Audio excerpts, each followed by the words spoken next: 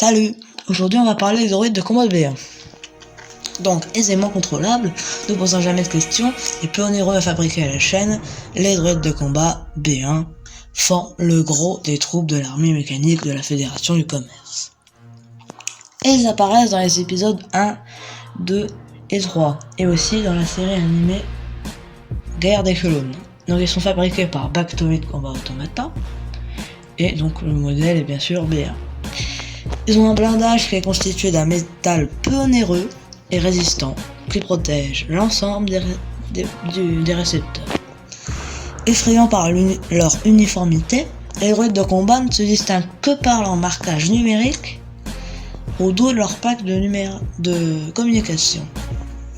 Les droïdes aux fonctions spécifiques ont des identifications de couleurs distinctives sur leur armure. Le bleu indique un droïde de pilote, le rouge un droïde de sécurité et le jaune un droïde commando.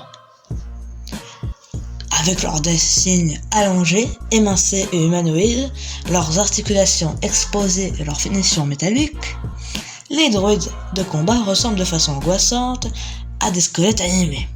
Fondamentalement décérébrés, ces marionnettes mortelles sont manipulées par un ordinateur de contrôle central situé dans le vaisseau orbital de contrôle des droïdes, un vaisseau de la Fédération de Commerce modifié qui transmet à la fois les ordres directs des chefs de la Fédération et des commandants automatisés. La Fédération, les civilisations pacifiques et les mondes dépourvus de défense militaire sont des cibles faciles pour la Fédération. Mais si un vaisseau de contrôle des droïdes est détruit, les droïdes de combat qui sont contrôlés par ce vaisseau, bien évidemment, entrent dans un mode pause, ce qui les rend extrêmement vulnérables, ce qui s'est passé pendant la bataille de Naboo. La Fédération du Commerce commande des droïdes de combat pour des raisons pratiques. Cela leur permet d'utiliser du matériel déjà existant. Donc par exemple les véhicules, les armes, qui ont été créés pour des opérateurs organiques. Ce qui fait économiser à la Fédération des coûts de production. Les droïdes d'infanterie pilotent les STAP, les MTT et les CAB, que je présenterai dans des autres encyclopédies de galaxies, ainsi que les engins de combat de la Fédération et d'autres vaisseaux. Les vaisseaux de la Fédération qui opèrent au-delà du périmètre, couverts par les vaisseaux de contrôle, possèdent à leur bord leur propre ordinateur de commande.